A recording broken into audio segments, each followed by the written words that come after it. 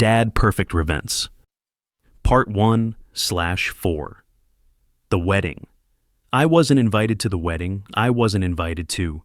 We got married yesterday, Dad. It was just for special people.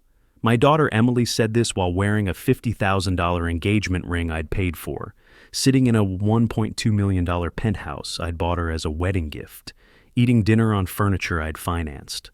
I wasn't special enough to watch her say, "I do." But I was special enough to pay for it. My name is Harold Bennett. I'm 67 years old. And that dinner was the night I stopped being a father and started being a landlord. I've spent 40 years in the construction business, started as a lumber hauler in Chicago, winters that could freeze your bones, worked my way up, eventually owned the company. These hands are rough, calluses that won't ever go away. Souvenirs from pouring concrete and hauling 2x4s when most guys my age were sitting in offices. I'm the kind of guy who wears flannel shirts and work boots because that's who I am. Never saw the point in pretending otherwise. But that Sunday evening in May, sitting at the dinner table in the penthouse on North Lakeshore Drive, I felt those rough hands start to shake. "Yesterday," I said, my voice came out quieter than I wanted. "But I was home. My phone was on. I was waiting to hear when you'd set a date." Tyler Crawford, my son-in-law, married all of one day apparently, set down his wine glass and sighed like I was a child who didn't understand basic math. Tyler's 31, works in what he calls tech entrepreneurship, which as far as I can tell means he has a website and some business cards. "Look, Hal," he said, "nobody calls me Hal except people who don't respect me. My friends call me Harold. My family used to call me Dad." It was at the Ritz-Carlton, about 200 people, very curated guest list. You know how you are in those settings, uncomfortable in a suit and tie. We didn't want you standing around in your old jacket, feeling awkward among the investors and Emily's architecture colleagues. We did it for you, really, saved you the stress. Emily wouldn't look at me. My only child, my daughter, the girl I used to carry on my shoulders through Lincoln Park, just pushed asparagus around her plate with a fork that probably cost more than my first truck. "It was intimate," she finally said, her voice so small I almost didn't hear it. "We're planning a backyard barbecue for you later, Dad. Next month maybe. Something more your speed, burgers and beer. Something more my speed." While they drank $200 champagne at the Ritz-Carlton with 200 of their closest friends. I looked at Emily's left hand as she reached for her wine glass. That diamond on her finger caught the light from the crystal chandelier overhead. I knew that ring intimately. 3 months ago, Tyler had come to me saying he wanted to show Emily how much he loved her. He needed help with the ring, he said. The jeweler wanted $50,000. I wrote the check that same day. That was my money on my daughter's finger, and I wasn't there to see her accept it. Wasn't there to walk her down the aisle. Wasn't there to give the father of the bride speech I'd been mentally writing since she was 5 years old. I stood up from the table. The chair scraped against the hardwood floor I'd paid to install when I bought this place for them 6 months ago. The penthouse with the view of Lake Michigan that costs $6,500 every month in HOA fees and building costs. Fees I'd been covering since the day they moved in. See, I'd bought this condo as a wedding gift, put it in Emily's name, told her I'd handle the monthly fees until she and Tyler got established. I wanted my daughter to start her marriage in a beautiful home. I wanted her to feel secure. "Congratulations on your wedding," I said. My voice was steady, surprisingly steady. "I hope it was everything you wanted." "Dad, don't be like that," Emily said, but she still wouldn't meet my eyes. Tyler leaned back in his chair, swirling his wine. "We'll send you photos, Hal." The photographer got some great shots. I didn't answer. I just walked to the door, opened it, and stepped into the hallway. Didn't slam it, just closed it softly, like closing a book on a chapter I'd rather not read again.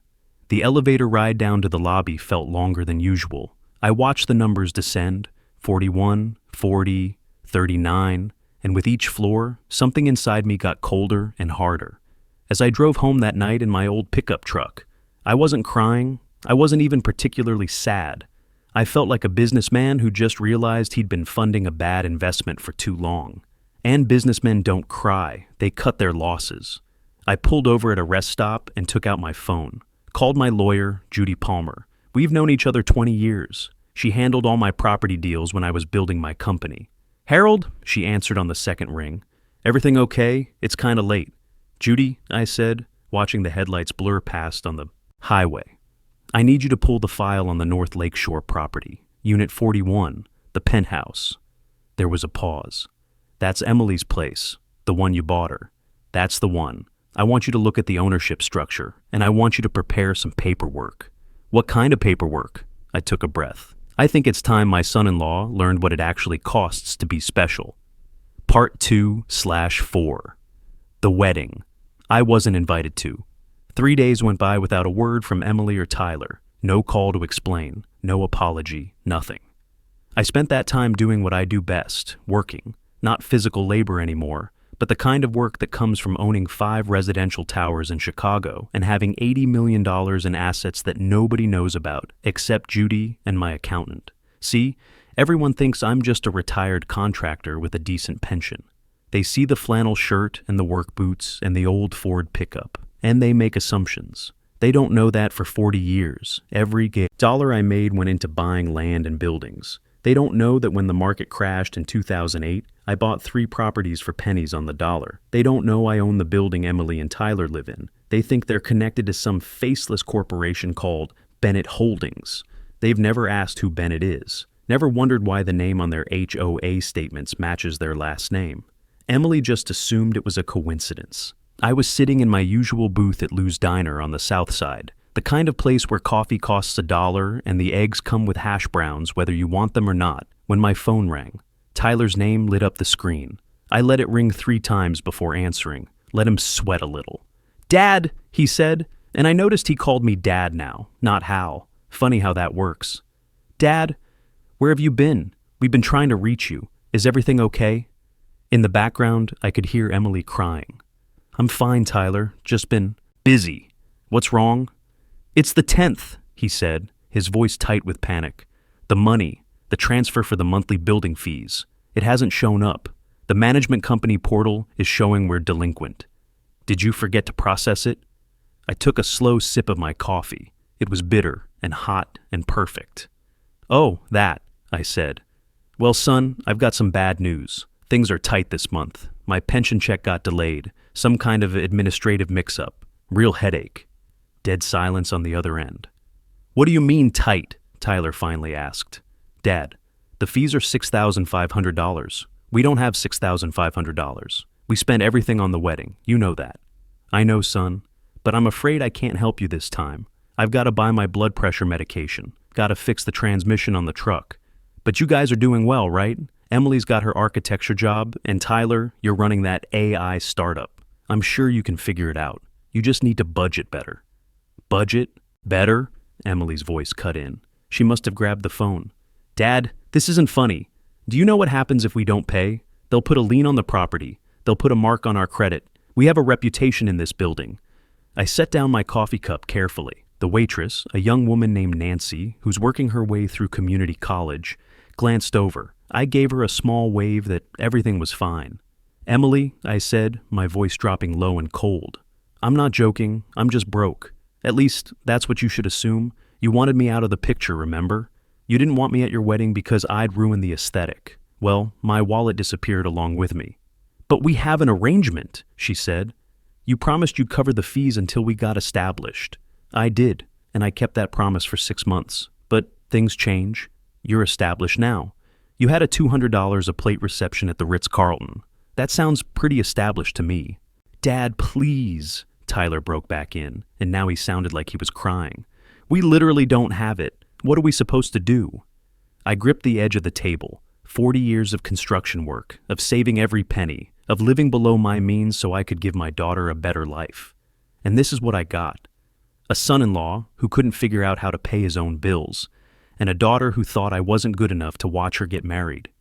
"You do what every other adult in this country does," I said. "You get a job that pays more. You sell things you don't need. You figure it out.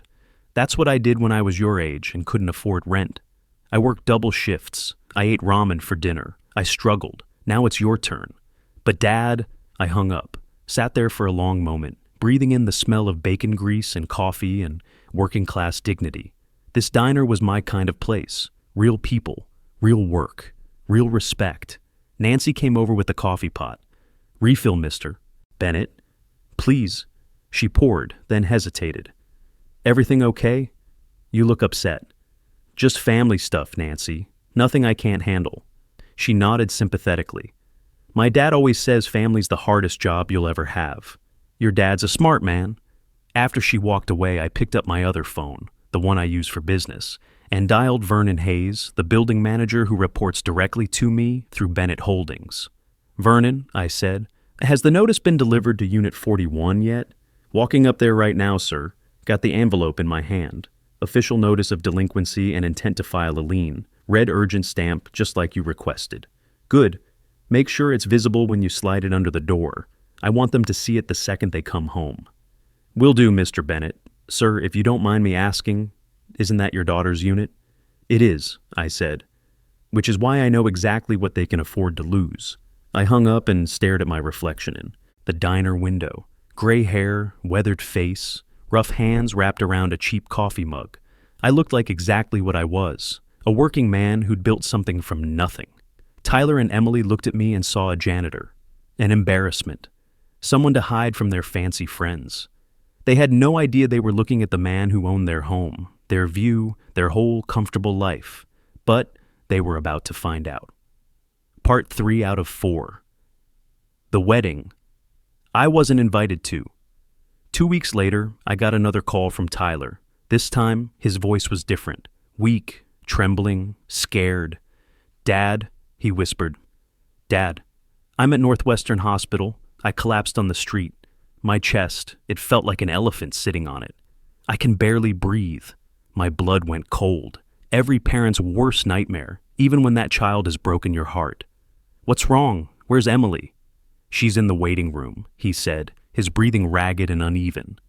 The doctors say it's a valve issue, some kind of congenital defect they found on the scan. They need to operate immediately, Dad. Emergency surgery. But there's a problem. What problem? Our insurance lapsed last month. His voice cracked. We couldn't afford the premiums after the wedding costs. And the hospital, they won't operate without a deposit. They need $50,000 up front, or they say they can't do the surgery. Please, Dad. I don't want to die. I'm only 31. Please. My hand was already reaching for my wallet, already calculating how fast I could get to the bank, how quickly I could wire the money. Whatever anger I had, whatever hurt, none of it mattered if Tyler was dying. I'm coming right now, I said, standing up from my kitchen table. Which hospital? I'll be there in 20 minutes.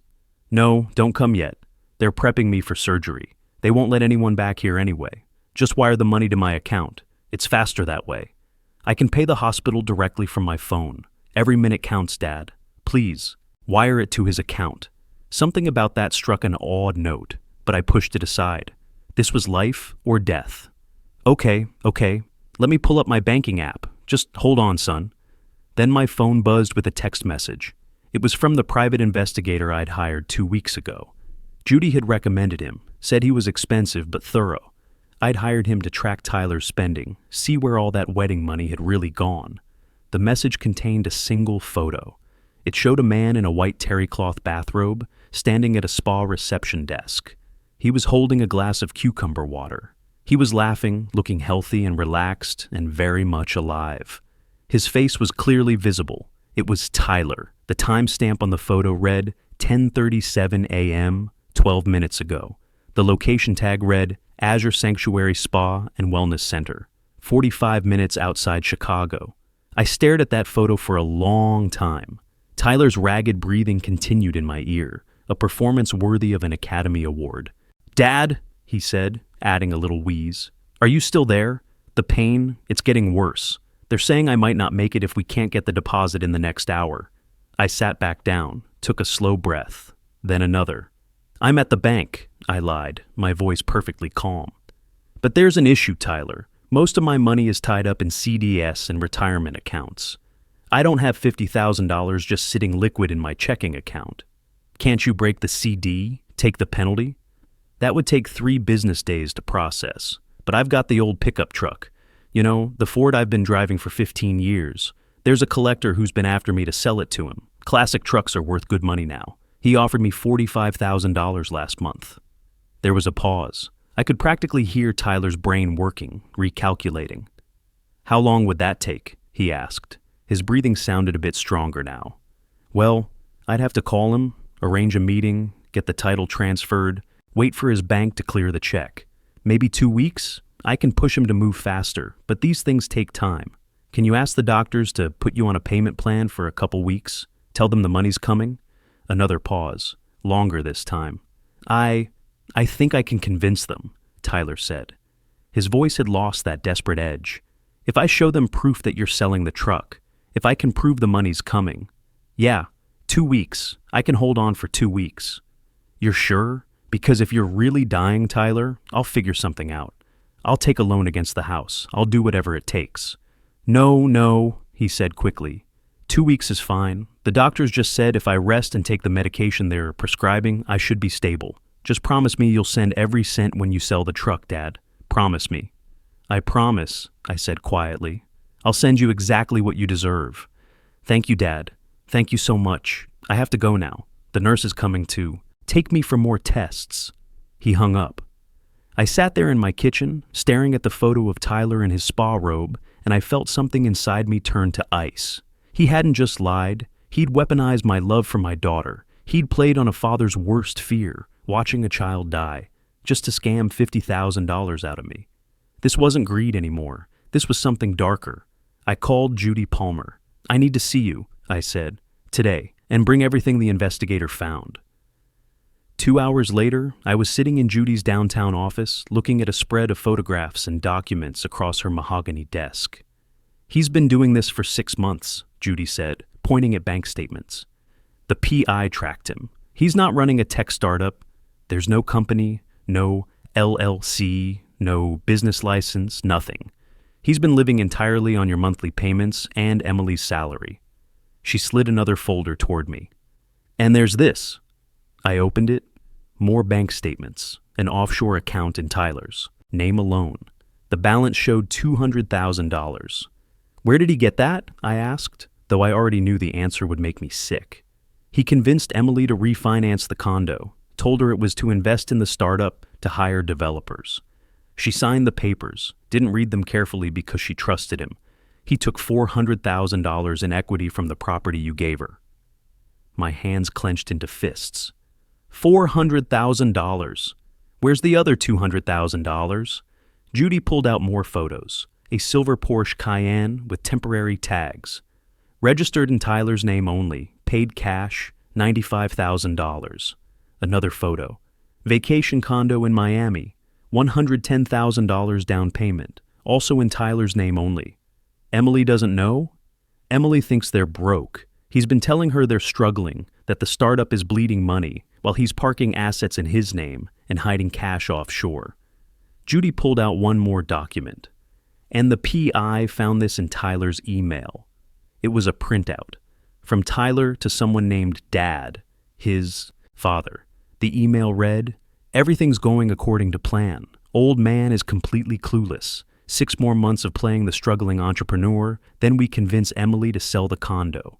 Market's hot right now. We can get $1.5 million easy. Take our half of the equity, that's $750,000. Add the offshore account and Miami place. We're looking at $1.2 million total. Then we file for divorce. I keep everything in my name and disappear to the Cayman Islands before anyone knows what hit them. Emily will be devastated but broke. The old man will never see it coming." I read that email 3 times. Each time, the words burned deeper. This wasn't just theft. This was a long con, premeditated, calculated. Tyler had married my daughter specifically to rob her blind. "What do you want to do?" Judy asked quietly. I looked up at her. "I want you to prepare something special. Something he'll never forget." Part 4/4. The wedding. I wasn't invited to. 1 week later, Tyler sent out invitations. He was hosting an investment party at the penthouse to pitch his AI startup to venture capitalists. He needed to raise $200,000, he told potential investors. The invite list had 50 people. Emily had no idea until the caterers showed up. I know because I was parked across the street, watching waiters carry in trays of expensive food and cases of champagne. all charged to maxed out credit cards, betting on a score that would never come. At 8 p.m., I got out of my truck, but I wasn't wearing my flannel shirt. I was wearing a charcoal gray suit, tailored in Milan, Italian leather shoes, a Patek Philippe watch that cost more than Tyler's fake Rolex. I walked into the lobby with 4 men in dark suits flanking me, professional security. Vernon Hayes met us at the elevator. "Chairman Bennett," he said, bowing slightly. "Everything's ready." The elevator opened on 41. Music thumped through the doors. I stepped into a room full of people drinking my champagne, eating my food, celebrating a fraud. Vernon cut the music. Tyler saw me first. His face went white. "Security!" he shouted. "Get this man out." Emily turned, confused. "Dad, what are you doing here?" I didn't answer, just walked forward. The crowd parted. Vernon took the microphone. "Ladies and gentlemen, I'm the building manager. This event is over. This apartment is being reclaimed due to severe violations, unauthorized commercial use, and non-payment of fees." Tyler pushed through. "You work for us. Get out of my house." Vernon looked at him calmly. "This is not your house, Mr. Crawford." I stopped in front of Tyler and Emily, reached into my jacket, pulled out a business card, heavy black cardstock with gold lettering, dropped it on the table. "Tyler," I said, "you think you rent from Bennett Holdings, some faceless corporation." I pointed at the card. "I am Harold Bennett, chairman of Bennett Holdings. I own this building, I own this apartment, and I am the landlord you've been planning to rob from the day you met my daughter." Dead silence. Emily stared. "Dad, you own the building?" "I own 5 of them. Built them with the money I made from jobs you were too embarrassed to mention." I turned to Vernon. "Play it." Tyler's voice filled the room through the sound system. "That old man is just a mobile wallet. He has no life. He's terrified Emily will leave him, so he pays whatever I ask. Look at him in those janitor clothes. We did the right thing hiding him away." Emily's hand went to her mouth. "Tyler, that's your voice." An investor stepped forward, Philip Brennan, a venture capitalist. "Hal Bennett, the developer who built South Loop."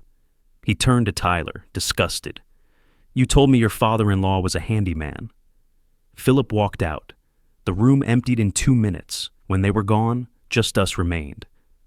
"Tyler," I said quietly, "you asked if I'd send money. Remember what I said?" He nodded, desperate. "I promised I'd send exactly what you deserve." I gestured to the eviction notice Vernon held. "Here it is. You have 30 minutes. Anything left becomes property of Bennett Holdings." I walked to the elevator. Behind me, Emily was crying. The doors closed. 3 weeks later, Emily called. "Dad, I found documents, bank statements, an offshore account with $200,000, and emails to his parents about stealing the house and disappearing." "I know, sweetheart." Silence. "You knew?" "I hired an investigator the day after you told me about the wedding. I've known for weeks." "Why didn't you tell me?" "Because you wouldn't have believed me. You had to see it yourself." "I filed for divorce this morning," she said quietly. "And Dad, I'm so sorry. You were manipulated by someone you loved. That's what con artists do. Can I come see you? I'm heading to Ohio, going fishing with Uncle Roger Bennett. The bass are biting." "Can I come?" I smiled. "Yeah, sweetheart, I'd like that." I sold the penthouse for $2.5 million. Every cent went into the Bennett Scholarship for Trades and Construction. For kids who aren't afraid of calluses, Emily got $200,000 from me to buy her own place, in her name only. She passed her licensing exam last month, starting her own firm, Bennett and Associates. Tyler, last I heard, he's facing 18 months for elder financial abuse. The civil lawsuit is still pending, but I didn't do this for revenge. Sometimes a father has to save his daughter from a burning building, even when she doesn't smell the smoke. I'm heading to Ohio tomorrow. Emily's meeting me there. Uncle Roger's got the cabin ready. The road ahead is wide open. And for the first time in years, I'm not carrying anyone's weight, but my own. Tyler thought being special meant standing on someone else's shoulders, but the view's a hell of a lot better when you're standing on your own 2 feet. The hardest thing I ever built wasn't a skyscraper. It was the resolve to say no to my own flesh and blood. But sometimes the most loving thing a parent can do is let their child face the consequences of trusting the wrong person, because that's the only way they learn to trust themselves again.